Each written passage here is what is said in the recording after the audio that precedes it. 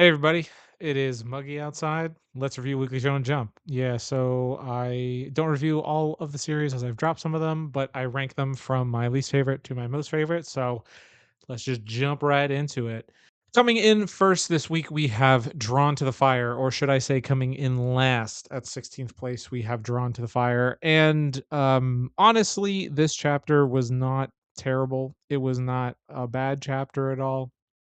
It just happened to come in last this place again. I think that this series is just not it's just not grabbing me in the way that I think it could. And part of it, at least to me, is just comes down to some of the designs of the characters, or just like the characters themselves I don't find to be super memorable. I mean, we have, the two main prodigies here, but then everybody else just kind of blends into the background. I can't really remember who any of them are.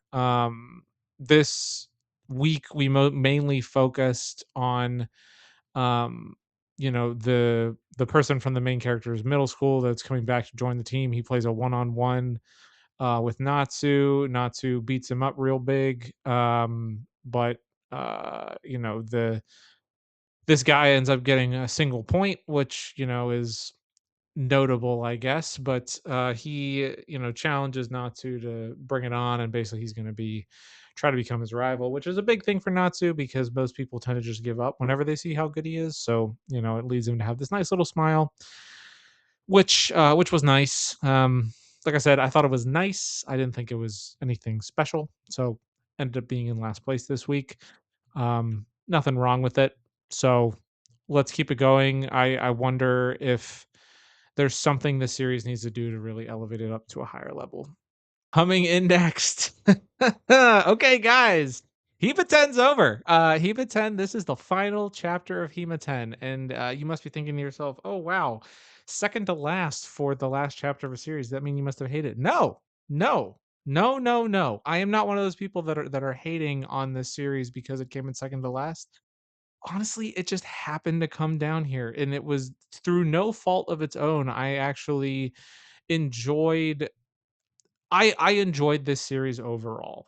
I know that there's a lot of people in the comments out there who are saying like, "Oh, what was the point of this whole thing even?" And I am not in that place. I like how we got to where we got to. I like how the characters interacted to get to where we got to, and then we got this just nice little vignette of the future, with the Iamori and Kanai's future life, which was cute, and this was fine. I think I'm going to save most of my thoughts on Hema 10 for my eventual video that I'm going to make about the series ending. But do not take this ranking as in it was bad.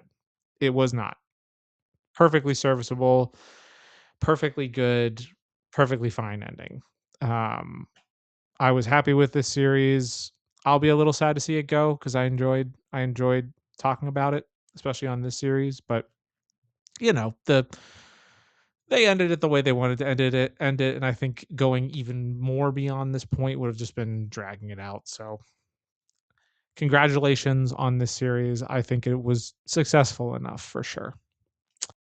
Coming in next at number 14, we have Roku's House of Oddities. And so Roku is spending some time with the Occult Club this week because he is basically cashing in on the bet that he made, which caused him to be in the situation that he's in the first place. And the Occult Club seemed to be like a goofy set of folks. But Roku suddenly finds out on the little trip that they're taking on to go to the next whatever, like cursed spot, like the spooky haunted. Well, it turns out this place is actually haunted, and the fact that Roku is possessed by these five crazy demons means that he can sense it too. And this is pretty key because this means that he is actually in danger right now, and Johan is like, hey, you shouldn't go there. Get the heck out of there. Things are going to get real scary. Roku tries to get everybody out of there, but it doesn't happen quickly enough. They touch the door, they activate the spirit comes, but Johan comes in to save the day, which leads to some funny things with the the occult club. He has this ridiculous little explanation as to what happened, which I did find kind of funny. And I thought that the end was funny enough. Again, I'm very happy with the series. I enjoy it. I enjoy reading it.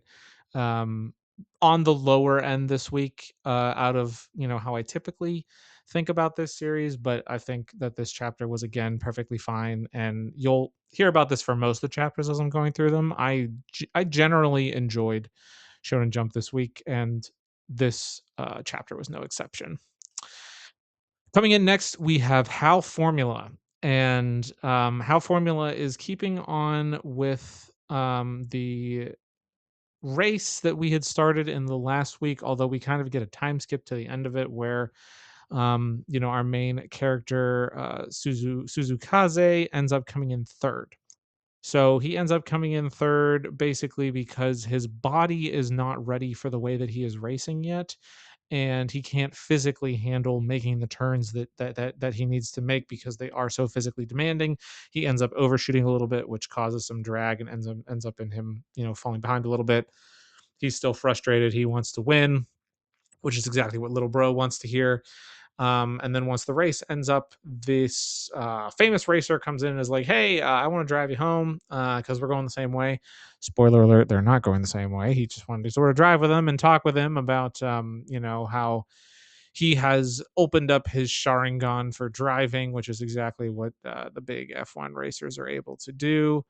And they kind of talk through how it feels, and I like this guy. I like this this famous Formula 1 driver. I like how he's kind of taking an interest in our main character here because he kind of sees himself in him. So it'll be interesting to see how their relationship will continue to develop. This was much more of like a character focused, less about the driving focused chapter. But I enjoyed it, and I enjoyed just getting a little bit of this more into the mindset of the characters and getting a little bit more building of some of the other characters involved. As you can see at the end here, he was he went out of his way over 130 kilometers or nearly 130 kilometers, I should say, which is clearly saying that he just wanted to talk with our main character. So I thought that was nice. Coming in next, at number 12, we have Animal Signal. So this week, we learn that our heroine is terrible at cooking, for obvious rom-commy type reasons. But the reason why we find out about this is because they have to go undercover at a cat girl cafe, and she's embarrassed and doesn't want to be in a cat girl costume and maid outfit, which our main boy here, I mean, he's down. Subasa's like, "I'm ready to go. Let me be in a maid outfit, it's okay." And she's like, "No, no, no, you gotta, you gotta work in the kitchen too, Subasa. Like we'll work there together." But then she makes this absolute travesty of a thing, which is nearly fatal. And it's so bad that he just starts to roll through facts about poisons in his head, which goes to show how bad it is. But given that her cooking is so bad, she does actually have to be a cat maid. But it turns out that she's actually really good at it. She fits it like a glove. She does a good job with it, and yeah, she gets really really into it. And then their target that comes in, who's again, okay, so the whole reason that they're doing this is that the prophecy person who's in their organization is like, hey, this diplomat person is going to be poisoned when he comes to Japan. And so he turns out to be the biggest weeb ever, and that's the whole reason why he's at this cafe. Now, one of the workers at this cafe said that they were a gecko, but our main heroine here noticed that the person who said that they were a gecko had a forked tongue, which means that they were actually a snake. And that snake would have the ability to poison things. And it turns out that she is outed. She was the one that wanted to kill this person by poisoning him, and she's just like, "Oh, I'm gonna try right here, right now." Subasa is able to solve the situation by throwing in the absolutely toxic omelet that the main character made that just knocked him out. Um, so he just kind of leaves it open ended as to how it happened, and then we get this funny little thing where she's kept wearing her maid outfit for the newspaper article. This was a fine, funny, fun chapter. Again, I enjoyed it. I think that other things that came in front of it was just because I enjoyed them a little more. That doesn't mean I didn't enjoy it though. Across the board, this was a good week this week, but this is where Animal Signal happened to end up. Coming in at number 11, we have Sakamoto Days. Sakamoto Days again, just kept getting bumped down the list. I mean, guys, I enjoyed this chapter. This was a good chapter. We have a little bit of spooky ooky premonitions from Akari, basically saying that all she sees is bad things happening. She can only see a catastrophic ending. Um, X slash Slur is just going in and continuing his fight with Sakamoto. Sakamoto is trying his best to use the elements of things around him, but even that, and he does to very good effect um, when he gets stabbed real bad. And the background characters are doing their thing of being like, oh yeah, we don't care about what's going on, we don't see all these things. And then we get the ominous, in the battle that we're in right now, Sakamoto is gonna die. So ominous, spooky yuki, but good chapter. It's just, again, other chapters ahead of it I enjoyed more, and hence the low-ish rating, but it was good again this week from Sakamoto Days. Breaking into the top 10, Hinato's Magic. I have really, really enjoyed where they are going with this arc. So we started off this arc when they went to the Majo land of like, hey, Kinato wants to be Deku. He wants to get this big power up so he can fight on his own. But through this arc, he himself has kind of come to terms with the fact that he's not going to be able to do that, but he can reinforce himself so that he is more able to be the thing which he should be, which is the support. And that is exactly what happens. So he jumps in and saves the head of the village and has all these really adorable Doki Doki moments of him, being all chivalrous and strong, and she's getting all the feelings and all these things. But our bad little Majo is coming in and is, revealing all of her secret evil plots and how she got the power that she got, which was apparently the chief's grandmother gave it to her because apparently she was more on the militant side of things and the chief's mother was more on the pacifistic side of things. So this was a natural clash between two sides. This super duper blood thing is starting to backfire though, and is causing some real damage on her body, which is not what Kinato here. He's not gonna stand for that sort of nonsense. He's like, I'm gonna heal you. I'm gonna make sure you have a better lifestyle because I believe in work life balance, and I'm gonna fix you, which is perfect. This is what I want. This is what I want this series to be. So we'll see. Kinato tries to jump on in and do his thing, but it turns out that this cookie is going to be a little bit tougher to crumble. So we're going to need help from the chief of the village, Tarasu. She is going to have to join hands with Kinato, literally, to try to solve this problem. So I thought that was cute. Another good episode. What am I saying? Another good chapter this week from Kinato's Magic. I think that they're doing a really good job with the direction of the series right now, and I'm very happy to keep reading it for sure. Very, very positive, very good. Happy to keep it moving. In at number 9, we have Shinobi Undercover, and look at this. It is not at number 4 this week. Haha. Um, I don't know who would care about that, but um, I still think it was a good chapter this week. So this was a bit of an in between ish type chapter for me. So, Yodaka and Squad are starting up on their next mission, which involves Yodaka basically going in for the kill with Aoi, and trying to be her boyfriend, which is difficult for our boy Yodaka because he's such a nervous wreck. But we find out that there is a bit of a spanner in the works, in that with the cultural festival they have a sort of Miss and Mister pageant situation, and each of the classes are able to nominate somebody from their class. And normally this wouldn't be a big of a problem, but they also have a dance that they do. And if you win the Mr. and the Mrs., you basically are partners whenever they go to the dance, which is a problem, given that they need to have Yodaka be the one that goes with her on this dance, to get things going.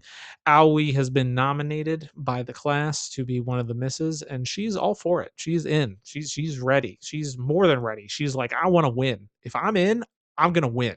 That's what Aoi is doing. We have our lady ninja is the other nominee. Yodaka is like, okay, I guess that means I gotta compete. But it turns out that Umineko already tried to end run this possibility by nominating Yodaka, but the student council is like, we reject. Yodaka's not allowed to compete, which is savage, absolutely savage. I wouldn't be surprised if we find out that one of the ninja families is on the student council in the future. But just putting a pin in that. Just put a pin in that. We'll come back later. So it seems like it's going to be a failure, but that just means that our lady ninja is going to have to win the competition. So Aoi does not get the situation where she has to be paired up with somebody else. She tries to put on the charm and be super cute, and Aoi's like, "I'm not going to try that way. I'm going to be serious. I'm putting my blood, sweat, and tears. I'm going to win. I'm going to win." And guess what? That is what counts, baby. We're all about winning here.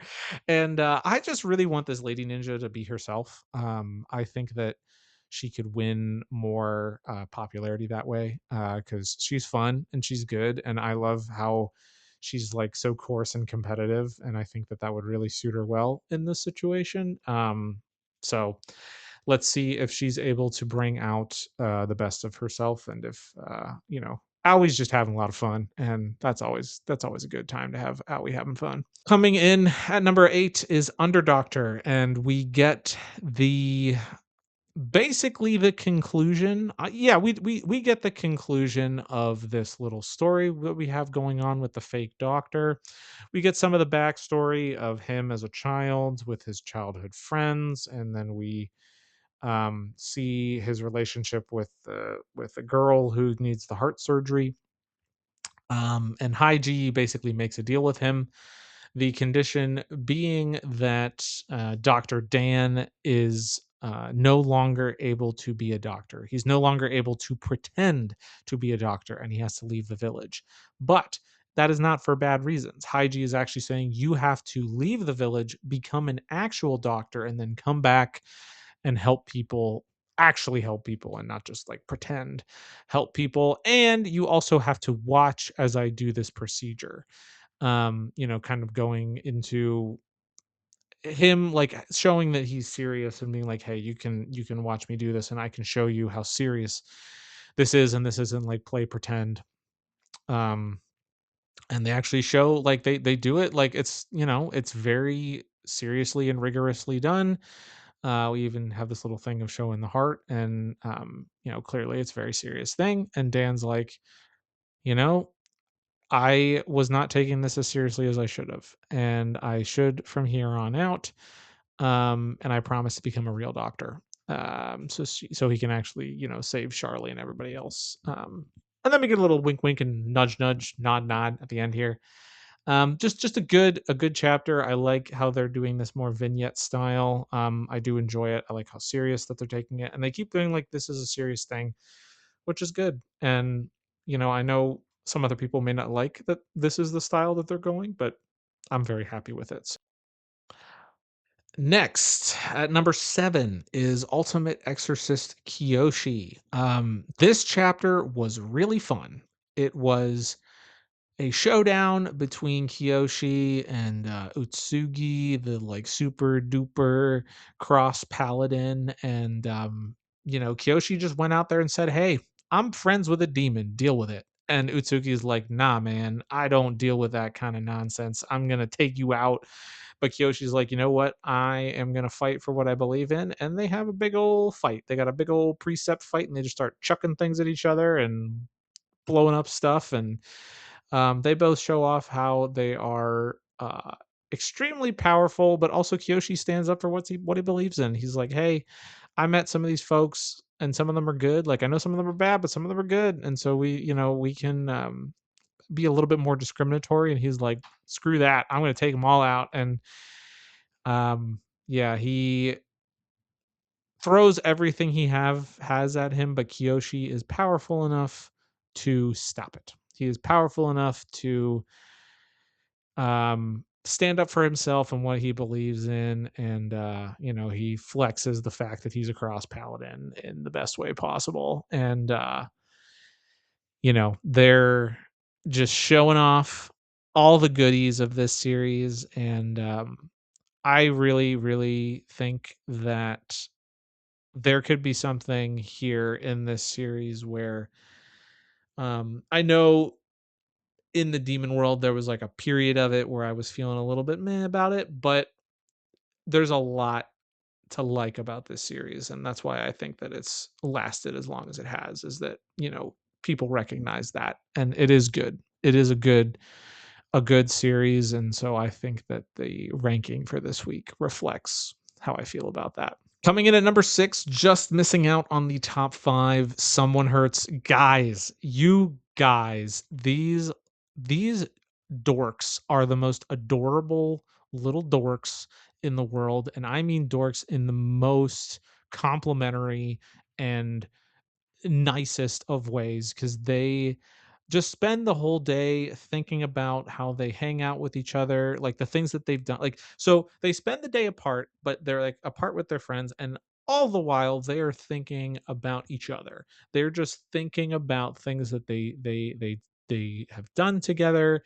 Mizuo is throwing out her one-liners like she always does, but she is clearly missing her quipper pal Mame, who is always able to come back with a great comeback, but her friends are kind of batting 500 or less at being able to come up with a comeback, and just sometimes just being like, huh.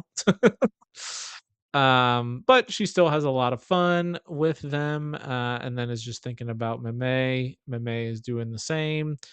They end up going to so Mizuo ends up going to a radio station to put in a request for a song to play, and you have to put in a reason. Um, that'll become important later. And it turns out Mime's there too, and he's also submitting some requests for songs. They have some cute little back and forth, and then one of the radio hosts comes over and is like dropping some cold hard facts about the squad in a way that was really endearing. Um, but then we hear a little later during the radio show, Mizuo's request does get read, and something that she did not want to have revealed does get revealed, including the reason that it was sent in, and it was adorable. It's so adorable. Um, it played on the radio on the day something really wonderful happened, and that really wonderful thing was being with Mame, and I died. I just died. I love this series so much. It's so cute. Coming in at number 5, Cannon Master. Guys, this series might actually be really good. Like, actually really good. I know we're only 2 chapters in, but I'm digging a lot of things about the series. One, I really like the main characters. I really like the art style and the general world that has been built. It is very unique. It is very different. The enemies are very interesting and crazy looking. And so one thing that I was not expecting. So as a general rule, I've also liked the other characters that they've been introducing. So they introduced this like former Slayelith who is now like a governor or king of this area. He is wanting to come along with our main character and with as they go about doing their slaying. So in a different situation, this could have been like a moment when the master was like found out of like, oh, you're not actually as powerful as you say you are. But it turns out that our master here is not this will be blasphemy. He's not Reagan. I mean, I love Reagan. Don't get me wrong. Like Reagan is awesome, but we all know who he is and what he does. This master is a different breed though, because he actually shows off something that we took for granted was a somewhat normal thing, but apparently in this world, the idea of deflecting a um, a Regulus cannon fire is unheard of. It is something that is no one does and no one can really do. So the fact that our master is able to do this shows off that he actually does have prowess. He actually does have ability, and he shows it off. It's not enough to destroy the regolith, but it is enough to absolutely just amaze the former Slaylith who kind of reveals this fact to us that like our master is actually pretty powerful. Now is going to show off his own power, which I think like I saw it was succinctly summarized in the fact that our master is a defense focused character and his apprentice is an attack focused. So he is very strong in his power. So I think that would be a good balance between the two of them. But it shows that the master actually he does have ability and is powerful, which I think is an interesting angle of it. And so, like I said, really enjoyed this chapter. I think the series has a lot going for it that could be very very good to see where it goes. And I'm happy to continue down this path and power to them if they can continue down this road. I think it'll serve them very well. Number 4 this week, Akane Benashi comes in at number 4, and we continue with Kaisei's version of the God of Death story, and he is uh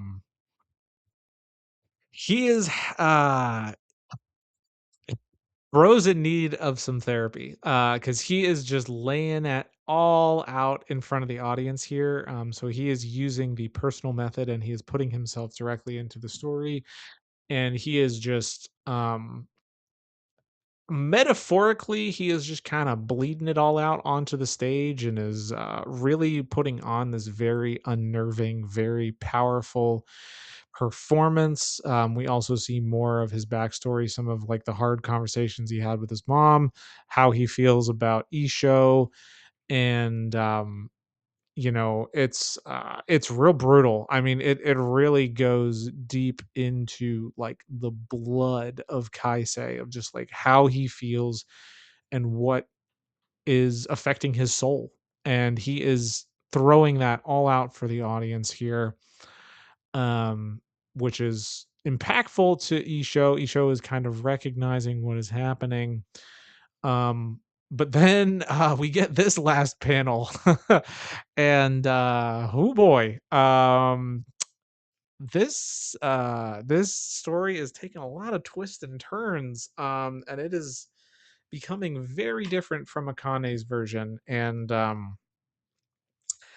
I I do enjoy where we've been able to see this version of it, Kaisai's adaptation, and this depiction has been impactful for sure. I still think Akane's version is better. could just be an Akane simp, and I am because the series is about her. Um, I I still think that Akane has done better to this point, and obviously we have to wait till the end of Kaisei's rendition to have the full opinion. But mainly uh, what this depiction of the god of death has done for me is make me want to give this guy a hug. Like this guy, he needs a good old hug. He needs a good old hug, a good old cry.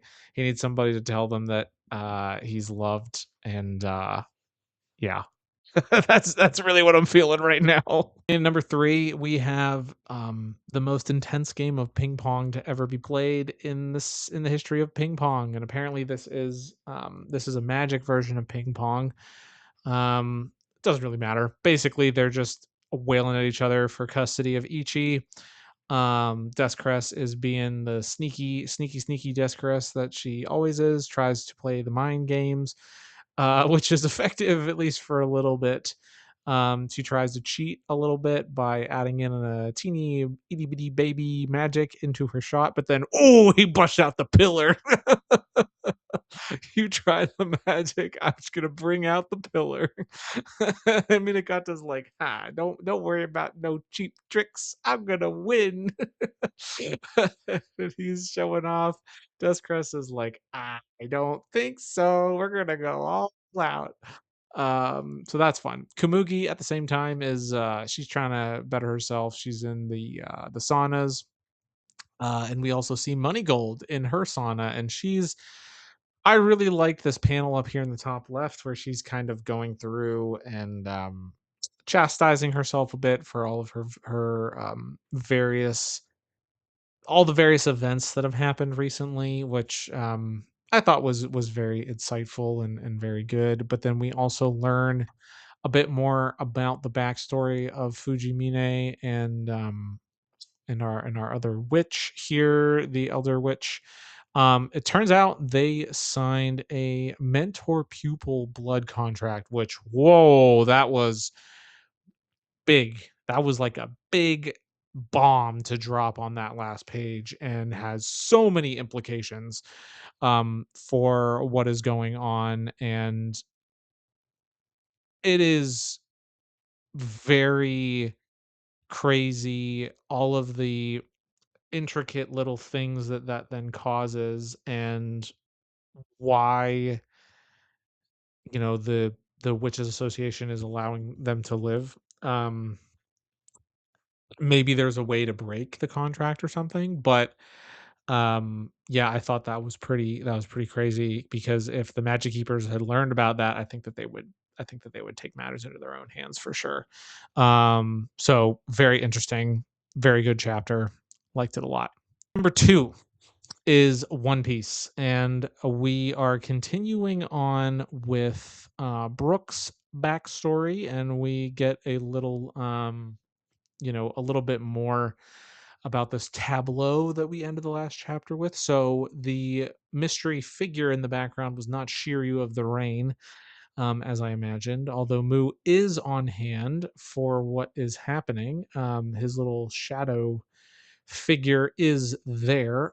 Shuri is there as well, and she says like, "Hey, I was a celestial dragon all along, and you didn't know." And Brooke was like, "No, like I know who you are. I know what's going on. I know you would never do this, but take a peek. She's got them little horns. She's probably demonified." And the figure that we all thought was Shiryu is actually this Saint Manmayer Guro, who clearly is Shuri's parent, given his, his eye condition thing. And that eye condition thing is seemingly important. It seemingly has some bigger implication, and Shuri may have developed some sort of, special super duper eye ability. And she goes and stabs Brooke in the head, but apparently not in a way that was fatal. Don't know how that works. But Brooke was still alive, and that is the reason that he has the scar on his skull that he's had this whole time. Is this thrust attack that Shuri gave to him. And Brooke says that he wants to trust Princess Shuri. He wants to trust the person that he knows, and wants to help save her. The gang all get together and try to save her. Mu is still fighting Loki, drops some things about the Giants, but then Luffy comes in and punches him in the face. Yes. Oh, it's so good. So good. Like who needs Nika form? Who needs gear 2? Who needs gear 3? I'm going to punch you in base form, baby. Just whammo right in the face. Ah, good stuff. Good stuff. Let's see what happens with this fight now that both Loki and Luffy are here together. I think we're gonna see some fireworks for sure. And then coming in at number one. Oh, coming in at number one is Blue Box. Oh, guys, guys, we have been spending the last few chapters having curtain calls, just bringing in everybody and having them talk about Taiki and what Taiki means, and yada yada yada, and it's just been all kind of fluffy, and yeah, we've we've done a bit more with this in the past, um but you guys, do I even have to mention it? I mean, these guys are having some adorable time by the beach. We got the lifts, and we got the ring. We got the ring. Okay. They both kind of propose to each other. It's adorable. They go off. They go to a little bed of breakfast by the beach. And ooh, they got the two futon situation, but then Shinatsu's like, I don't think so, Taiki, my guy. Let's make this a one futon situation, if and you know what I mean. Yes. Oh, it's beautiful. It's beautiful. I I love this chapter. This was everything. It's like the culmination of Blue Box is happening right now. I think that for artistic reasons they're going to end it on 250, which I think is the right thing to do. So we're probably gonna, like, I wonder if next chapter might be a Kyo and Ayame chapter. I'd be thrilled if that was the case, or even like if they got half a chapter. I think that'd be awesome. And then maybe for 250 we'd have like a time skip, and here's the rundown of everything that happened, and thank you everybody, blah blah blah. Goodbye, we're done. That's what I think is gonna happen. But yeah, guys, it's good. It was great. I loved it. Good job. And that was Weekly Shonen Jump this week. Thank you all for watching. As I mentioned before, this was a fantastic week for the magazine, for the series that I read. I think that there really wasn't any duds all the way down. Closest thing to a dud, I say, would be Drawn to the Fire, and that was more of just like, mediocre. I can't speak for the series that I did not read, but for all the ones that I did, good job this week. You know, I think that if it keeps up like this, we'll all be eating very good. So, thank you all for watching. I'll see you again next week.